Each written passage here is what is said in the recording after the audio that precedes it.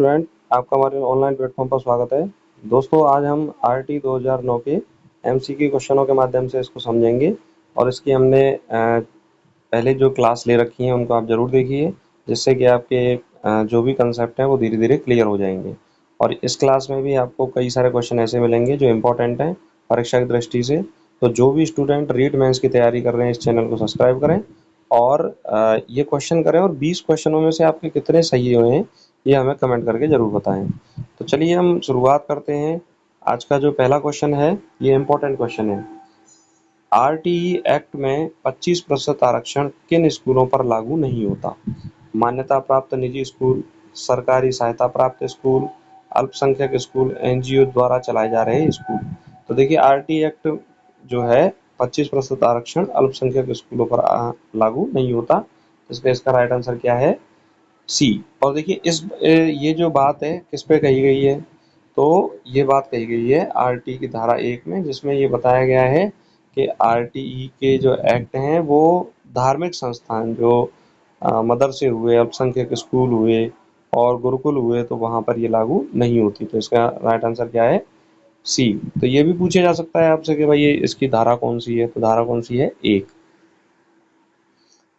Next है, RT act में capitation fees लेने पर अधिकतम दंड क्या है?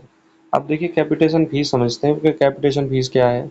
कि मान लीजिए कोई प्राइवेट स्कूल है या सरकारी स्कूल है, तो जो बच्चा निःशुल्क निःशुल्क पढ़ रहा है उससे कोई शुल्क लेता है और वह बच्चा या अभिभावक उसके शिकायत करते हैं, तो ऐसी फीस को हम क्या बोलते हैं? कैपिटेशन फीस, जिसे हम बोलते हैं प्रति व्यक्ति शुल्क। क्या बोलते हैं? प्रति व्यक्ति शुल्क या प्रति बालक शुल्क जैसे कहेंगे। तो पहली बार यदि अब देखिए, अगर ऐसा करता है तो उस विद्यालय पर दंड और जुर्माना दोनों लगेगा। अब जुर्माना की बात करें तो पहली बार यदि उसकी गलती पाई जाती है तो 25,000, दूसरी बार पाई जाती है तो 50,000, और यदि तीसरी बार भी यदि गलती पाई जाती है तो अधिकतम जुर्माना उस पर कितना लगाया जा सकता है? 1,00,000 रुपये लगाया जा सकता है। तो इसका राइट आंसर क्या है? सी है। ये भी मोस्ट इंपॉर्टेंट क्वेश्चन है एग्जाम की दृष्टि से, इसको याद रखें।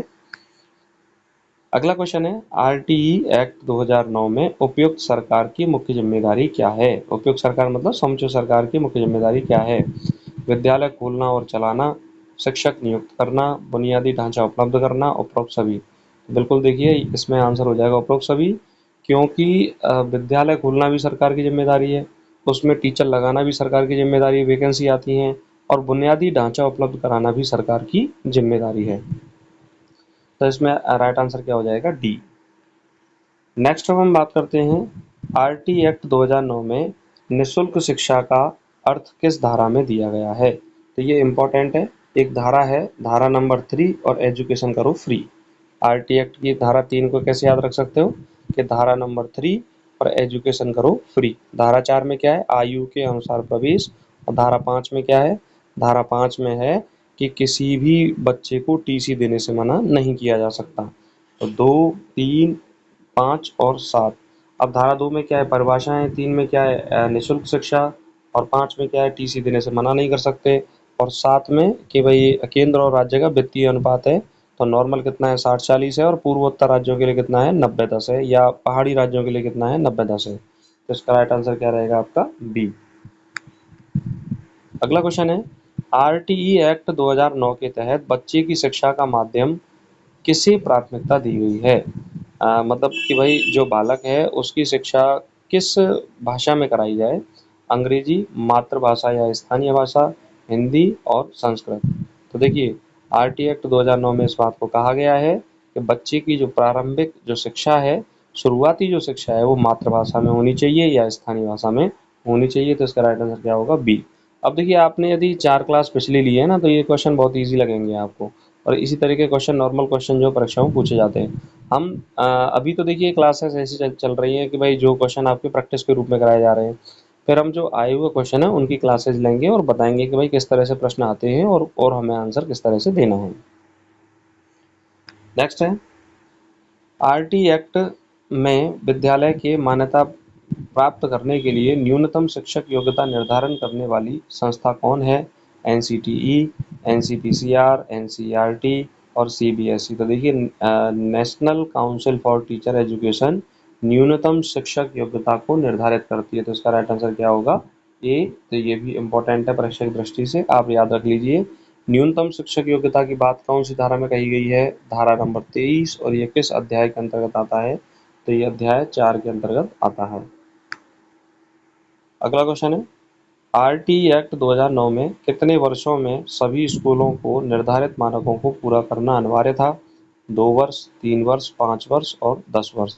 देखिए आरटी एक्ट 2009 में 3 वर्ष के अंतर्गत निर्धारित मानकों को पूरा करना अनिवार्य था। तो इसका राइट आंसर क्या रहेगा? बी। अगला क्वेश्चन है, आरटी एक्ट 2009 के अंतर्गत शिक्षा का अधिकार किस प्रकार का अधिकार है?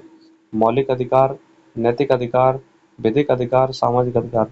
तो देखिए भारतीय संसद ने 86वां संविधान संशोधन किया 2002 में, और उस 2002 के संशोधन में 2 अधिकार जोड़े। एक तो जोड़ा 21A मौलिक अधिकार, और एक जोड़ा 51 मौलिक कर्तव्य। 21A क्या कहता है कि भाई 6 से 14 वर्ष तक के बच्चे का यह मूल अधिकार है कि वह निःशुल्क एवं अनिवार्य शिक्षा प्राप्त करेगा। और 51 क्या कहता है कि अभिभावक एवं माता पिता का यह कर्तव्य है कि उस बच्चे को पढ़ाई के अवसर उपलब्ध कराएं, उसको स्कूल भेजें। तो इसका राइट आंसर आपका क्या रहेगा? उसका मौलिक अधिकार है। किसके तहत? 21A के तहत।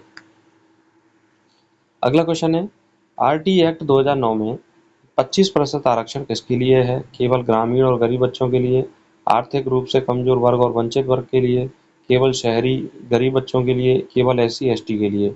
तो देखिए इकोनॉमिकल वीक सेक्शन जो भी है उसके लिए आरक्षण है, और दुर्बल वर्ग के लिए आरक्षण है। तो इसका राइट आंसर आपका क्या रहेगा? बी।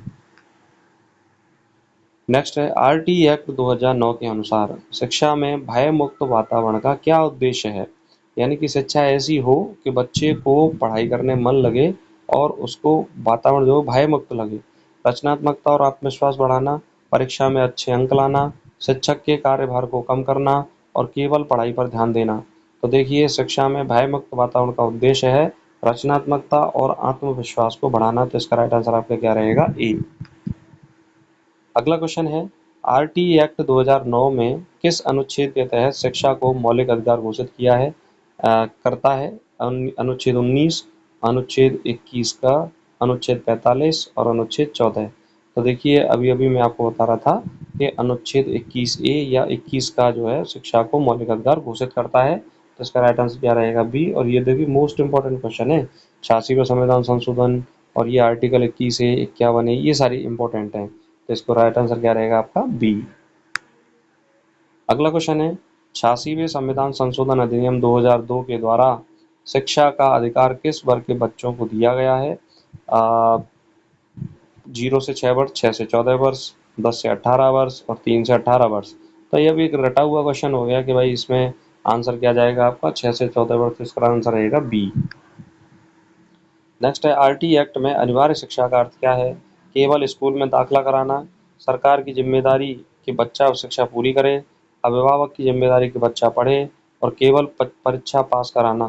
तो देखिए आरटी एक्ट में अनिवार्य शिक्षा का अर्थ है कि सरकार की जिम्मेदारी है कि वह बच्चा अपनी निःशुल्क एवं अनिवार्य शिक्षा को क्या करे? पूरी करे। तो इसका राइट आंसर आपका क्या रहेगा? बी। यही कारण है कि सर्व शिक्षा अभियान चलाया गया और सभी गाँवों में स्कूल खोले गए। तो उद्देश्य ये था कि सभी बच्चे पढ़ सकें। नेक्स्ट है, आरटी एक्ट 2009 के अनुसार 25% आरक्षण का मुख्य उद्देश्य क्या है? सरकारी स्कूलों को बढ़ावा देना, सामाजिक समानता और शिक्षा में अवसर की समानता, शिक्षकों की संख्या बढ़ाना, निजी स्कूलों की फीस कम करना। तो देखिए आरटी एक्ट 2009 के अनुसार 25% आरक्षण का अर्थ है, उद्देश्य ये है कि सामाजिक समानता बनी रहे और शिक्षा में अवसर की समानता भी बने। इसका राइट आंसर आपका क्या रहेगा? बी। अगला क्वेश्चन है, आरटी एक्ट 2009 में नो डिटेंशन पॉलिसी का प्रावधान किस धारा में था? अब नहीं है क्योंकि 2019 में इसको समाप्त कर दिया गया है। किन्हीं किन्हीं राज्यों में लागू है और कहीं कहीं पे लागू नहीं है। नो डिटेंशन पॉलिसी का मतलब है फेल न करने की नीति। धारा 14, धारा 15, धारा 16, धारा 18। तो ये क्या धारा 16 के तहत थी नो डिटेंशन नीति। और धारा 14 में क्या है? धारा 13 में क्या है कि प्रति व्यक्ति शुल्क नहीं लेंगे। धारा 14 में क्या है? कोई दस्तावेज की मांग नहीं करेंगे। धारा 15 में वर्षवार प्रवेश है, और धारा 18 में है विद्यालयों की मान्यता। तो इस तरह से हम आरटी की धाराओं को याद रख सकते हैं। अगला है आरटीई एक्ट के तहत किसी भी विद्यालय को मान्यता प्राप्त करने के लिए न्यूनतम शिक्षक योग्यता कौन निर्धारित करता है। अभी ये क्वेश्चन जो है वो दूसरी तीसरी बार रिपीट हो रहा है। UGC, NCET, NCTE, NCPCR, NCERT. तो न्यूनतम शिक्षक योग्यता कौन निर्धारित करता है। NCTE, national council for teacher education. अगला क्वेश्चन है आरटीई एक्ट 2009 के अंतर्गत शिक्षा का माध्यम किसे प्राथमिकता दी गई है। अंग्रेजी, मातृभाषा या स्थानीय भाषा, हिंदी और संस्कृत। तो देखिए मातृभाषा में प्राथमिकता दी गई है, स्थानीय भाषा में प्राथमिकता दी गई है। अगला क्वेश्चन है आरटीई एक्ट 2009 के तहत एसएमसी स्कूल मैनेजमेंट कमेटी में कुल कितने प्रतिशत अभिभावक का प्रतिनिधित्व होना चाहिए। 50%, 60%, 75%, 80%। तो देखिए 75% अभिभावकों का प्रतिनिधित्व होना चाहिए। तो इसका राइट आंसर क्या रहेगा, सी। नेक्स्ट है आरटी एक्ट 2009 के तहत सरकारी विद्यालयों की स्थापना किस दूरी के भीतर होनी चाहिए। प्राथमिक स्तर पर। तो देखिए प्राथमिक स्तर पर तो 1 किलोमीटर के भीतर विद्यालय होने चाहिए, और अपर प्राइमरी स्कूल जो होने चाहिए वो 3 किलोमीटर के भीतर होने चाहिए। वैसे 2.5 किलोमीटर इसका दायरा है। तो इसमें राइट आंसर आपका क्या रहेगा, ए। नेक्स्ट है उच्च प्राथमिक विद्यालय कक्षा 6 से 8 कितनी दूरी के भीतर होना चाहिए। तो इसका राइट आंसर मैं अभी अभी बताया था आपको, 3 किलोमीटर, 3 किलोमीटर के भीतर होने चाहिए। तो इसका राइट आंसर क्या रहेगा, सी। तो इस तरह से दोस्तों हमने आरटी 2009 के क्वेश्चनों के माध्यम से इसको समझा। आशा करता हूँ कि आपको ये क्लास अच्छी लगी होगी। अगर आपको ये क्लास अच्छी लगी तो इसे लाइक करें और अपने दोस्तों तक शेयर करें, और जो भी स्टूडेंट रीट मेंस की तैयारी कर रहे हैं तो इस चैनल को जरूर सब्सक्राइब करें, और रीट मेंस से संबंधित अन्य जो विषय से संबंधित जो सामग्री है जो आपके लिए यूजफुल है वो आपको प्राप्त होगी। और हमारे साथ जुड़े रहें। नमस्कार, धन्यवाद।